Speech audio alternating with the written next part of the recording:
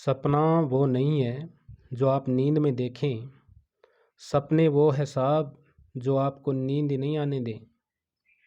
इससे पहले हमने खून का टीका उपन्यास के 5 पार्ट देखे हैं। ये 6ठा पार्ट है। इस उपन्यास का लेखक है यादवेंद्र शर्मा चंद्र। और 5वें पार्ट में हमने पढ़ा था हमीर की टिक्का दौड़। तो हमीर ने जो टिक्का दौड़ की थी, मेवाड़ में एक प्रथा थी, जो भी नया राणा बनेगा वो सर्वप्रथम एक रस्म निभाएगा टिक्का दौड़ की। उस टिक्का दौड़ में हमीर ने किस दुर्ग को फतेह किया वो आप कमेंट में बताओगे। और वीडियो लाइक और सब्सक्राइब कर लो। अब हमीर पूर्ण रूप से केलवाड़ा पर्वतीय भाग का अधीश्वर होकर चित्तौड़ की मुक्ति का उपाय सोचने लगा। राजा मालदेव की शक्ति का ह्रास करने के अनेक उपायों से हमीर संलग्न हो गया। सर्वप्रथम उसने ढिंढोरा पिटवाया कि जो वीर मेवाड़ी चित्तौड़ की मुक्ति चाहता है और अपने आप को राणा हमीर का रक्षक तथा उसे चित्तौड़ वह अपना राणा एवं एक लिंगेश्वर का दीवान मानता है, वह वीर अपने परिवार सहित पूर्व पश्चिमी पर्वतीय प्रदेश में आकर बस जाएं, अन्यथा वे शत्रु समझे जाएंगे तथा उन्हें शत्रुओं की भांति नाना प्रकार की आपदाओं का सामना करना पड़ेगा। ये हमीर घोषणा कर देता है। इस घोषणा के सुनते ही मेवाड़ी वीर, भील, मीणा तथा अन्य प्रजागण अपने ग्रहों का त्याग कर पर्वतीय प्रदेश में आ गए। इससे हमीर को 2 बड़े लाभ हुए। उसके विश्वासी साथी संगठित हो गए तथा उसको इस बात का भी अनुमान हो गया कि उसे कितनी प्रजा राणा के रूप में स्वीकार करती है। वह रतन सिंह का पुत्र नहीं था, किंतु सिसोदिया सामंत का पुत्र अवश्य था। प्रजा में यह एक भयानक प्रश्न खड़ा हो सकता था कि केवल हमीर ही क्यों राणा बने। अन्य राजवी सामंत जो महाबली थे इस पद के लिए संघर्ष प्रारंभ कर सकते थे, पर हमीर ने देखा कि किसी ने हल्के स्वरों में भी इस प्रश्न को नहीं उठाया है। वह सर्वप्रिय है। उसे सभी सामंत अपना राणा स्वीकार करते हैं। उसने जाना कि इस समय समस्त वीर राणों के मन में एक ही लगन है।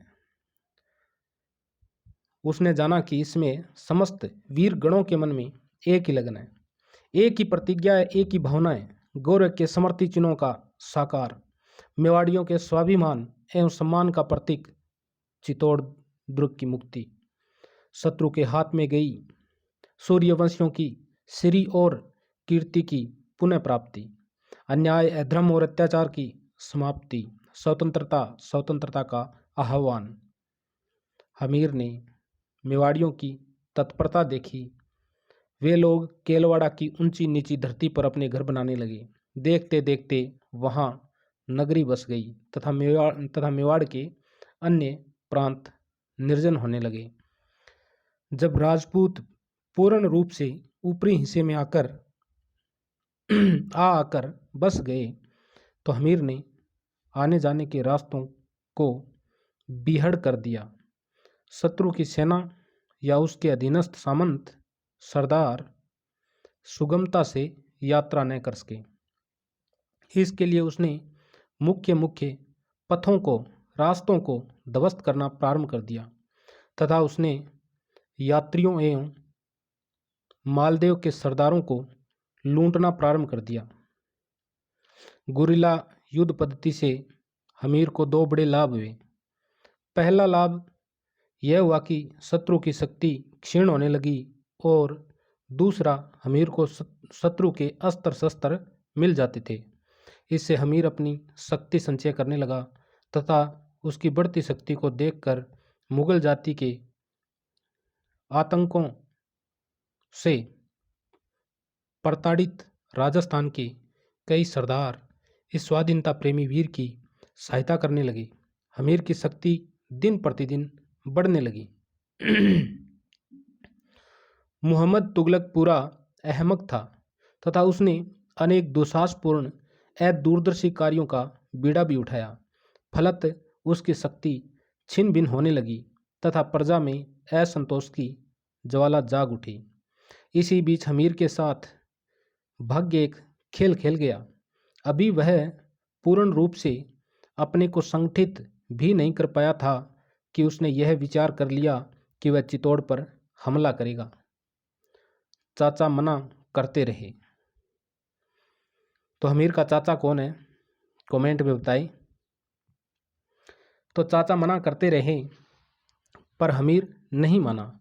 उसने कहा, पहाड़ी चूहों की भांति जीवन निर्वाह करने से अच्छा है कि एक दिन सम्मान की मृत्यु पा जाए। मृत्यु को सर्वोपरि मानने वाले चतुर राजनीतिज्ञ नहीं हो सकते। मृत्यु को सर्वोपरि मानने वाले चतुर राजनीतिज्ञ नहीं हो सकते। बेटा, सफल राजनीति का तात्पर्य यही होता है कि येन केन प्रकारेण अपने प्रभुत्व को बढ़ाया जाए। ये किसका कथन है? उसके चाचा का। नहीं, मैं चाहता हूं कि अतिशीघ्र आक्रमण करके चित्तौड़ पर अधिकार कर लिया जाए। मालदेव इतना दुर्बल नहीं है। तो चित्तौड़ में कौन है? मालदेव है। सिसोदियों के समक्ष चौहान तिनके के सदृश है। तो पूछा जा सकता है ये कथन देखिए, सिसोदियों के समक्ष चौहान तिनके के सदृश है, किसका कथन है? हमीर का है।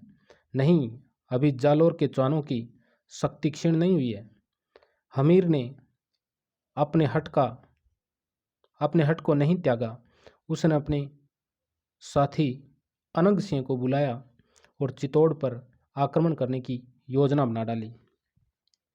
भील योद्धा मेरा अपना धनुष संभाल चुका था। भील योद्धा मेरा, ये मेरा वही है जो शेरा और खेता के साथ उस दुर्ग में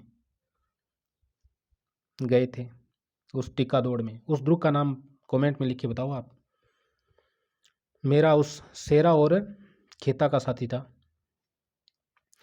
चाचा अजय सिंह, चाचा का नाम तो आ गया अजय सिंह। चाचा अजय सिंह श्रांत क्लांत से चहलकदमी कर रहे थे। अंत में वे गहरे मौन को तोड़ते हुए बोले, टीका दौड़ में तुमने अपनी दो भुजाएं कटवा डाली थी। टीका दौड़ में तुमने अपनी दो भुजाएं कटवा डाली थी। ये दो भुजाएं कौन है? तो ये दो भुजाएं, एक तो खेत सी है और दूसरा मेरा का साथी शेरा है। दो भुजाएं थी वो। तो हमीर का चाचा कहता है कि टिक्का दौड़ में तुमने अपनी दो बाजुएं कटवा डाली थी। हमीर, शेरा और खेत सिंह की मृत्यु को हम कभी नहीं भूल सकते। आज तुम फिर शीघ्रता करके। हमीर उत्तेजित हो उठा। वह झुंझलाता हुआ बोला, आप मुझे सदा निरुत्साहित कर देते हैं। मुझे विश्वस्त सूत्रों से ज्ञात हुआ है कि मोहम्मद तुगलक अभी मूर्खता भरे कार्यों में लगा हुआ है। ऐसे समय किया गया आक्रमण कभी भी विफल नहीं हो सकता। अनंग सिंह माहौली जागीरदार था, श्याम वर्ण और लंबा कद, सदा अमल के नशे में रहता था। कौन से नशे में रहता था? अनंग सिंह अमल के नशे में। क्रूर प्रकृति का दयाहीन, चित्तौड़ नरेशों का समर्थक, जीवन के इस परम ध्येय का हामी कि युद्ध करो, युद्ध करो। जो राजपूत युद्ध के बिना रहता है वह अवश्य वर्ण संकर होता है। तो अनंग सिंह का मानना है कि जो राजपूत युद्ध के बिना रहता है ना, वो अवश्य क्या है? वर्ण संकर है, कई जातियों का मिश्रण है। अनंग सिंह ने हमीर की बात का समर्थन किया। उसने अपना खड़ग म्यान से निकालकर कहा, राणा जी ठीक फरमा रहे हैं। हमें भय से मुक्त होकर अतिशीघ्र चित्तौड़ पर आक्रमण कर देना चाहिए। युद्ध। बीच में अजय सिंह बोले, बिना पूर्ण शक्ति युद्ध घातक सिद्ध होता है। वीरों के लिए युद्ध कभी भी घातक सिद्ध नहीं होता। उस दिन की बात ने विवाद का रूप धारण कर लिया। विवाद भी कुछ ऐसा उलझा कि फिर सुलझा ही नहीं। रात के समय मांस पकाया गया। मेरा 2 हिरन मार कर लाया था। मेरा क्या मार के लाया था? 2 हिरन। उसका सुस्वादिष्ट मांस जब भूनकर अजय सिंह के समक्ष रजत थाली में ले जाया गया, तब उन्होंने नहीं का सिर हिला दिया। देखो विडंबना, चांदी की थाली में मांस।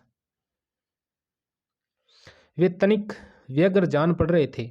हमीर के हट के समक्ष वे पराजित अवश्य हो जाते थे, पर अब उन्हें यह स्पष्ट लक्षित हो रहा था कि उसका भविष्य अंधकार में है।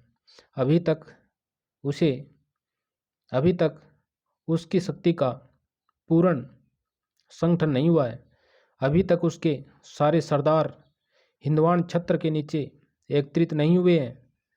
तब वह जालोर के सोनगरा चौहान मालदेव का सामना कैसा करेगा? चौहान मालदेव का सामना कैसे करेगा? यह रात्रि महारात्रि बन गई। उसका अंत नहीं। अजय सिंह विचारों के द्वंद में बार बार प्राची के यानी पूर्व के प्रांगण में सूर्य देवता के आगमन को देख रहे थे। उधर हमीर को भी चैन नहीं।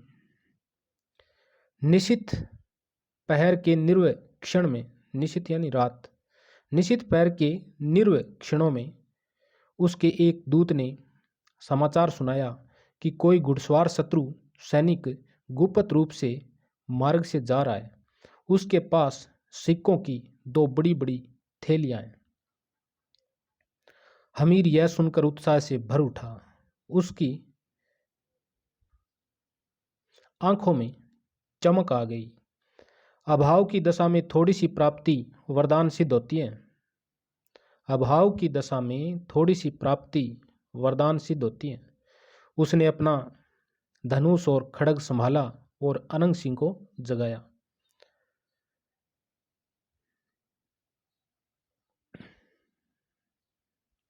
पर्वतीय पथरीली चट्टानों पर उन दोनों की पग रक्सियां धीमी धीमी आवाज कर रही थी। यानी जो पैरों में पहनी हुई थी, कांटों से बचने के लिए जो अपन जूते पहनते, चप्पल पहनते हैं, पग रक्सियां धीमी धीमी आवाज कर रही थी। कभी कभी हमीर का अंगरखा किसी झाड़ी के कांटों से उलझ जाता था।